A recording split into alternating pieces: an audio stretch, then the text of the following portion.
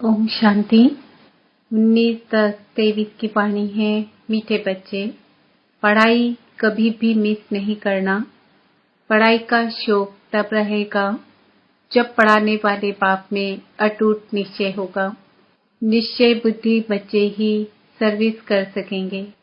प्रश्न, बाप दादा को बच्चों की कौन सी बात सुनकर बहुत खुशी होती है? उत्तर, जब बच्चे सर्विस समाचार का पत्र लिखते हैं, बाबा आज हमने फलाने को समझाया, उसको 2 बाप का परिचय दिया, ऐसे ऐसे सेवा की, तो बाबा उन पत्रों को पढ़कर बहुत खुश होते हैं।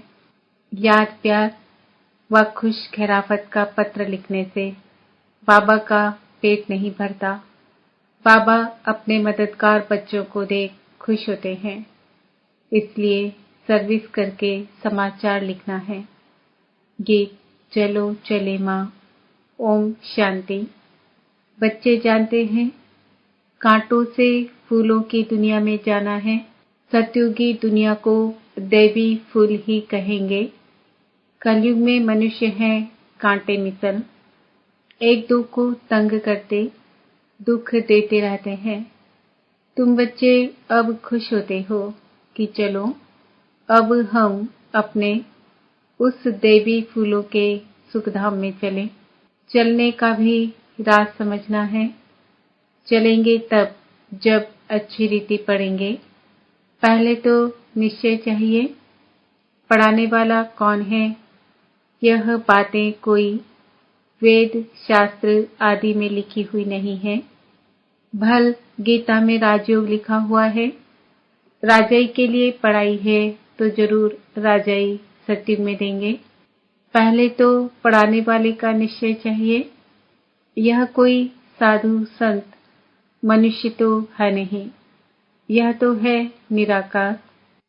सब आत्माओं का बाप है परम पिता परमात्मा, जिन्हों को कल्प पहले मुआफिक निश्चय होना होगा, उन्हों को ही होगा।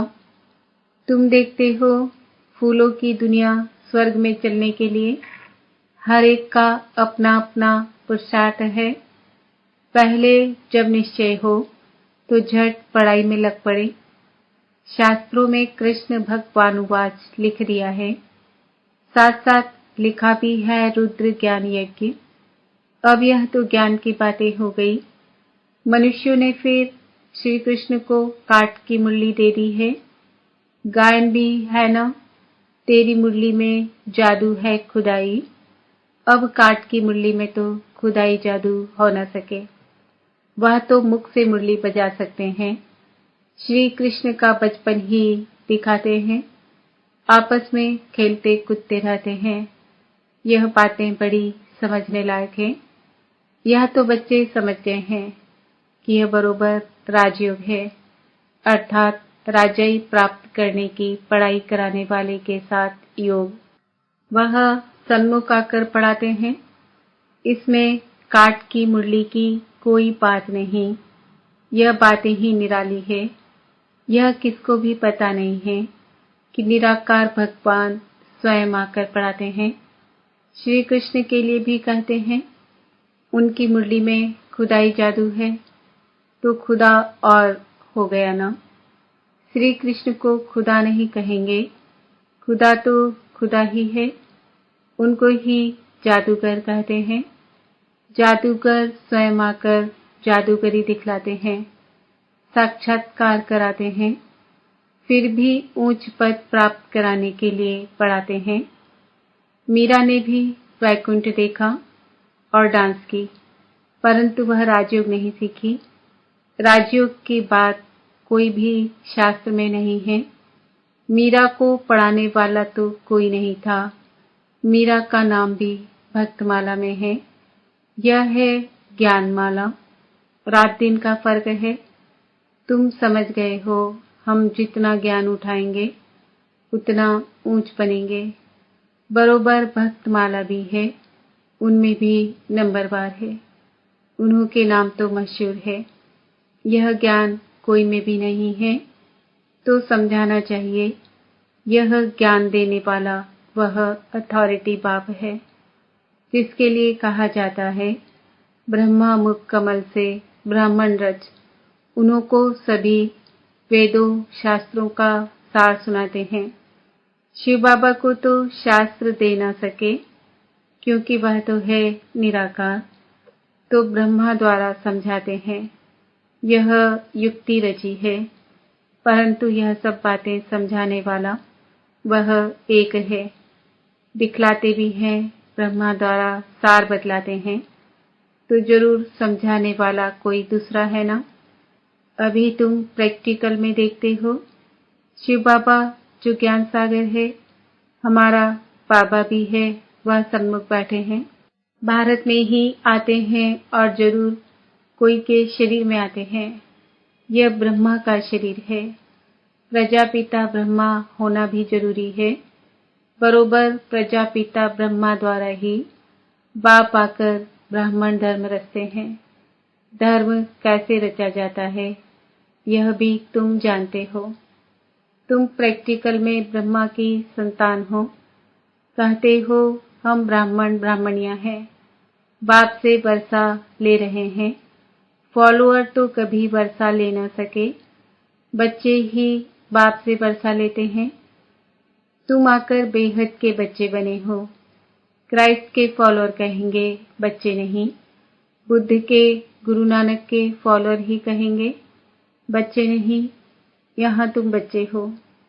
प्रजापिता वह भी बाप ठहरा और शिव बाबा भी बाप हो गया। वह निराकार है, यह साकार अलग है। इस साकार द्वारा ही शिव बाबा ने बच्चों को रचा है। अब तुम्हारे में भी कोई को तो पक्का निश्चय है, कोई को नहीं है। लॉटरी है बहुत बड़ी। तुमको अपने शरीर निर्वाह अर्थ कर्म भी करना है और फिर यह ज्ञान भी सीखना है। उस पढ़ाई में बहुत मेहनत करनी पड़ती है। यहाँ भी बाप कहते हैं, एक घड़ी आधी घड़ी पढ़ो जरूर। अच्छा, कोई कारण से रोज नहीं पढ़ सकते हो, तो पहले 7 रोज पढ़कर फिर मुरली के आधार पर चल सकते हो। लक्ष्य पकड़ लिया, बाकी है टाल डाल पत्ते आदि को समझना। वह सब भी चक्र में आ जाता है। तुमको 84 जन्मों का राज भी समझाया है। झाड़ में डिटेल है, चक्र में नटशेल है। समझाया भी है, यह वैरायटी मनुष्य सृष्टि के धर्म है। पहले एक धर्म रहता है, फिर वृद्धि होती है। झाड़ भी दिखाया है, कैसे फाउंडेशन निकलता है, कितना सहज राज है। ड्रामा और झाड़ को समझना है, बुद्धि में धारण करना है और दूसरों को समझाना है।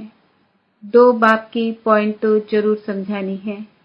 बेहद के बाप से स्वराज्य मिलता है, इसलिए राजयोग जरूर सीखना पड़े।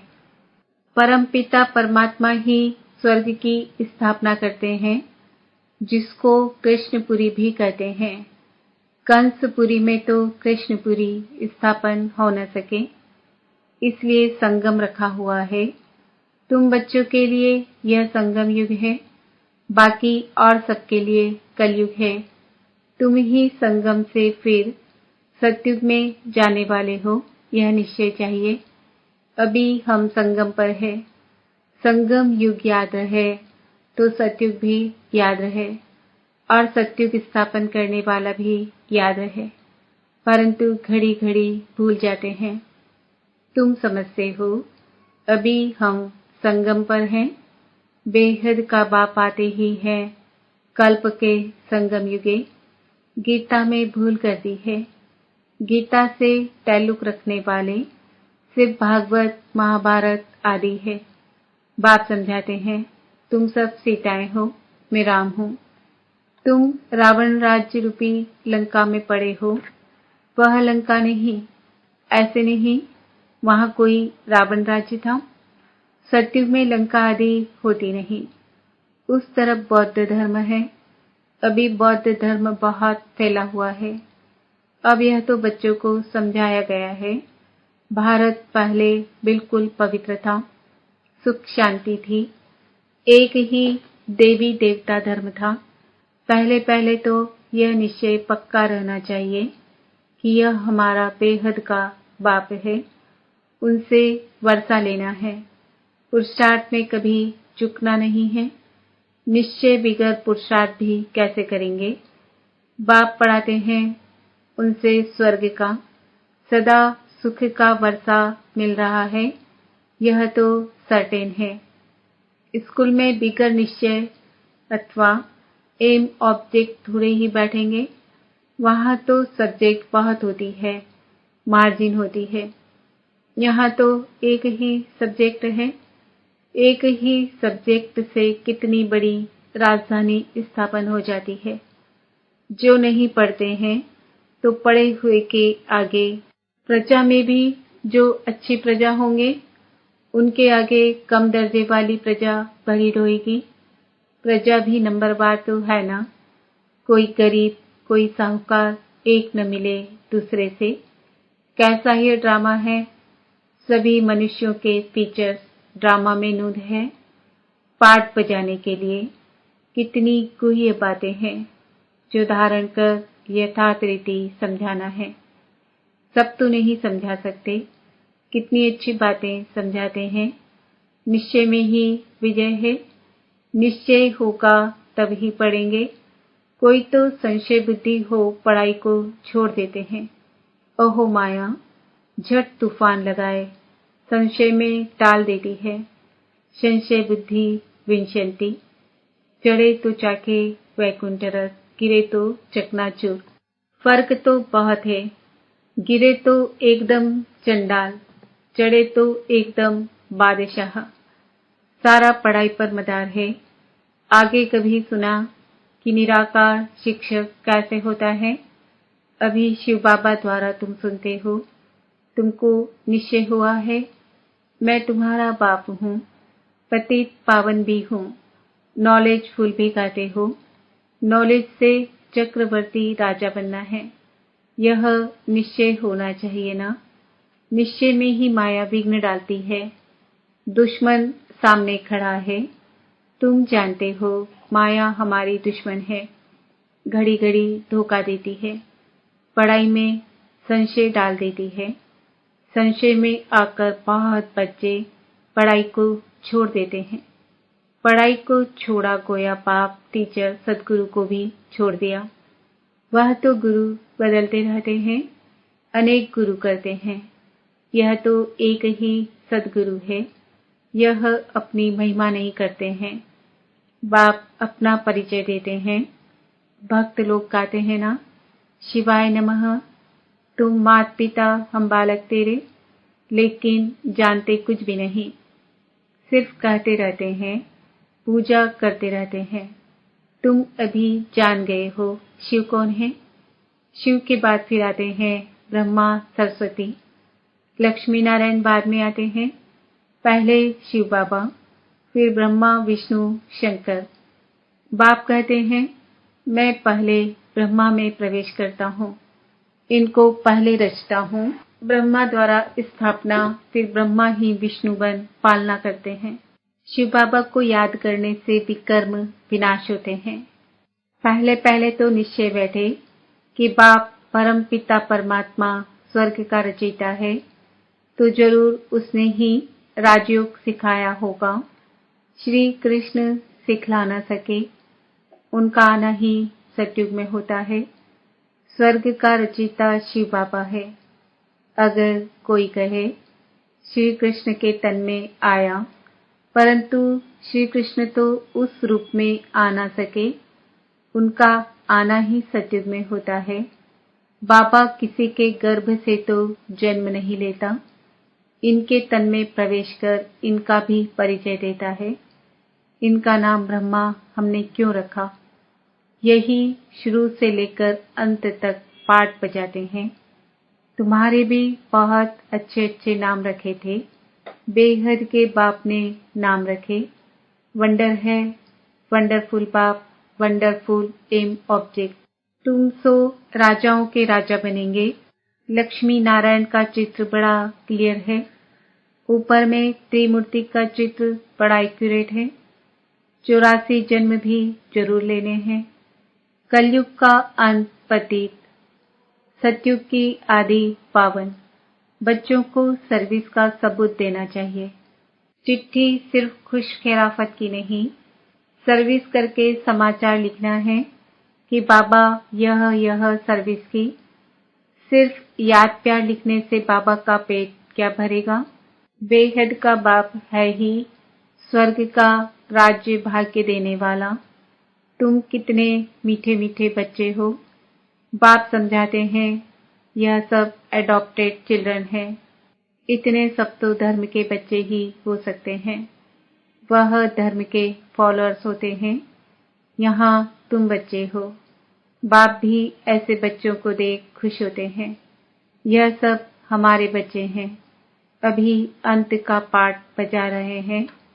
स्वर्ग की स्थापना में मदद करने के लिए मेरे साथी बने हैं। यह है रुद्र शिव बाबा का राजस्व अश्वमेध ज्ञान यज्ञ। शिव बाबा स्वर्ग की स्थापना कैसे करते हैं? पहले ब्रह्मा और ब्राह्मणों द्वारा रुद्र ज्ञान यज्ञ रचते हैं, जिससे स्वर्ग की स्थापना होती है। तो जरूर ब्राह्मणों को ही यज्ञ संभालना है। अच्छा, मीठे मीठे सिक्कील दे बच्चों प्रति मात पिता बाप दादा का याद प्यार और गुड मॉर्निंग।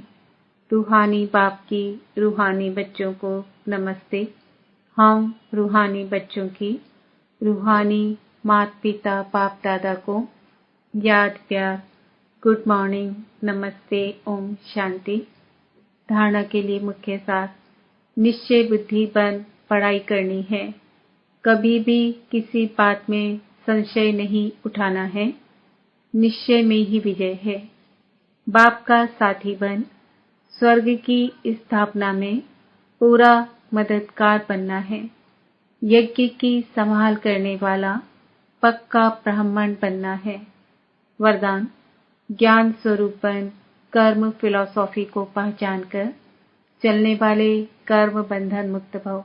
कई बच्चे जोश में आकर सब कुछ छोड़ किनारा कर तन से अलग हो जाते, लेकिन मन का हिसाब किताब होने के कारण खींचता रहता है, बुद्धि जाती रहती है। यह भी एक बड़ा विघ्न बन जाता है। इसलिए कोई से किनारा भी करना है तो पहले निमित्त आत्माओं से वेरीफाई कराओ, क्योंकि यह कर्मों की फिलॉसफी है। जबरदस्ती तोड़ने से मन बार बार जाता रहता है। तो ज्ञान स्वरूप होकर कर्म फिलॉसफी को पहचानो और वेरीफाई कराओ, तो सहज कर्म बंधन से मुक्त हो जाएंगे। स्लोगन, अपने सोमान की सीट पर सेट रहो तो माया आपके आगे सरेंडर हो जाएगी। ओम शांति। आज का सोमान है, मैं आत्मा कर्म बंधन मुक्त हूँ।